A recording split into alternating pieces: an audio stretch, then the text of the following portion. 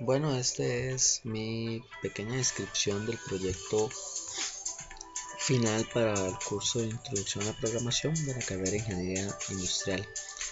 Básicamente, el proyecto consiste en la creación de un diagrama de flujo para que éste lea una serie de datos, resultados de unas pruebas de fuga a un dispositivo en la industria médica, los cuales el diagrama va a seleccionar y le va a decir al usuario cuáles pasan la prueba, cuáles no, y a su vez al final va a arrojar unos resultados como el promedio, la desviación estándar de sus datos, un dato muy importante para posibles estudios de capacidad y análisis de ingeniería más adelante. Pero en fin, empezando con el diagrama, lo primero que hice en este momento fue preguntar al usuario cuántos datos son aquellos que quiere mostrar. Muy importante, ¿verdad? El usuario tiene una serie de resultados de acuerdo a la cantidad de dispositivos que se probaron. Pueden ser desde 2, 3, inclusive hasta lotes de 900 pruebas. Entonces, el usuario va a decidir cuántos datos quiere analizar. Una vez que hace eso, el usuario viene y decide si quiere guardar o no guardar los datos. Si él los quiere guardar, entonces todo el resultado junto con la desviación estándar y el promedio de esos datos van a ser guardados en un archivo Excel. Para eso está este subproceso donde pregunta. Dependiendo de la respuesta del usuario, si es sí, evidentemente se van a guardar. Si es no, entonces él se devuelve a la prueba. ¿Qué va a hacer la prueba? Okay. Bueno, primero que nada establecimos un contador, ¿verdad? Para que ese contador nos ayude para llenar el vector o el arreglo, en este caso que le llamamos datos contador. Aquí va a estar todo el arreglo, este es el arreglo con todos nuestros datos que vamos a ingresar. Pero en sí, ¿en qué consiste esto? Que la prueba es, una vez que el dato ingresa, ya sea el dato 1, 2, 3, el dato n, ¿verdad? Hasta el dato n, que es la cantidad, tómese n como la cantidad de datos que va a ingresar la persona. El primero va a preguntar si es igual a 0. Por las características de la prueba, si ese dato es igual a 0, se toma como un error de tara. Entonces, él me va a decir que hay una falla. Una falla, efectivamente la tara es tomada como una falla. Si no, entonces él viene y pregunta nuevamente, ¿es mayor o igual a 1? Sí, es una falla. Si es menor o igual a 1, también es una falla. Entonces, ¿cómo sabemos si un dato pasa la prueba? Bueno, tiene que estar entre 1 y menos 1, pero diferente de 0, básicamente. El intervalo sería de menos 1 a 0 y de 0 a menos 1.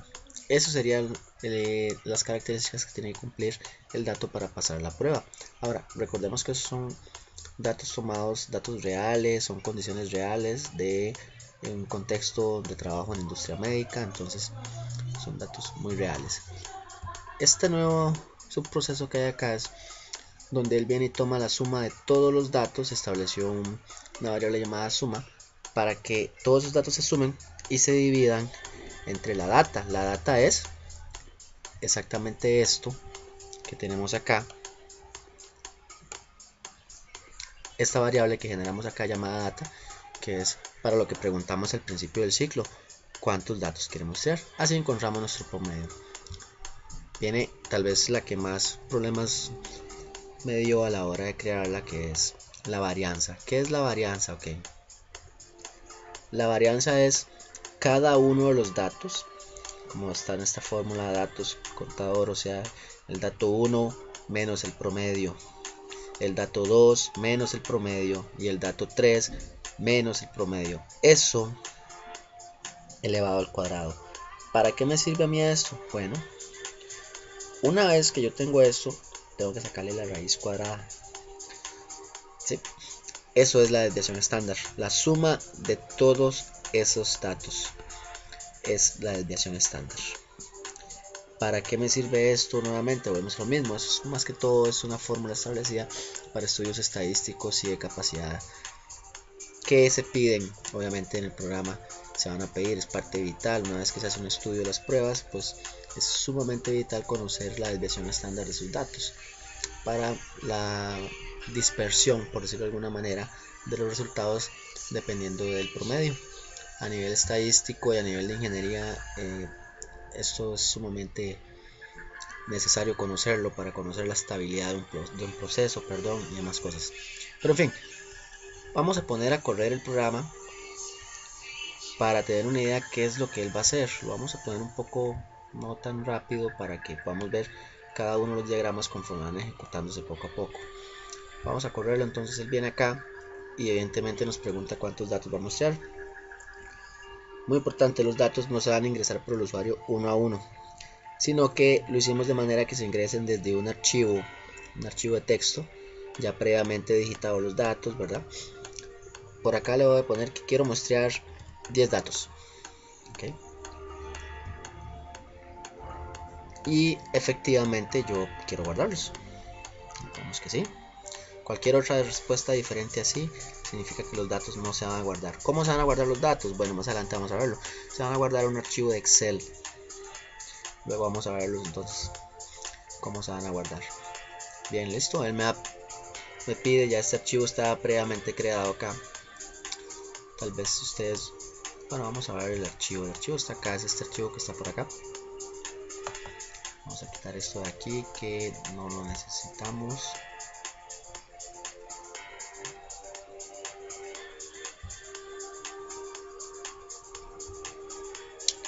Ok, por algún motivo no me deja hacerlo. Este archivo vienen todos los datos. Como pueden ver. Es importante mencionar que estos datos son reales, son datos que tomé de unas pruebas reales en un contexto de trabajo real. Entonces, obviamente no vamos a introducir datos. Queremos que el diagrama y el programa nos lea datos reales para prever qué posible circunstancia de falla. Ahora él empieza a analizar los datos, calcula su promedio,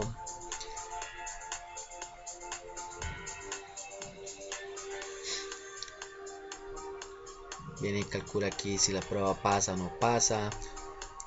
En los resultados vamos a ver que arroja, la gran mayoría de los datos que arroja son datos de pasa, porque evidentemente pues como son pruebas para dispositivos en industria médica, no esperaríamos una gran cantidad de errores o de fallas en las pruebas. Vamos a adelantarlo un poco. Ok, aquí ya él me tiró todos los datos. Ok, listo. Como podemos ver en este archivo, él me muestra de 1 a 10 datos, que fue lo que los que yo le pedí que me analizara, de los cuales tenemos un total de 10 datos probados, más abajo 9 datos que pasaron y una falla. Total fails es una falla, que es un límite 2, el dato número 6. Me da su average, que es el promedio, y la desviación estándar, una desviación estándar bastante pequeña de hecho. Ahora, yo le había dado la opción de que me guardara los datos. Si yo vengo en la misma carpeta en la que tengo el proyecto y abro este archivo llamado sample results, como podemos ver, ese es el nombre que le dimos al archivo en el diagrama, como se puede ver por acá. Entonces vamos a abrir este dato.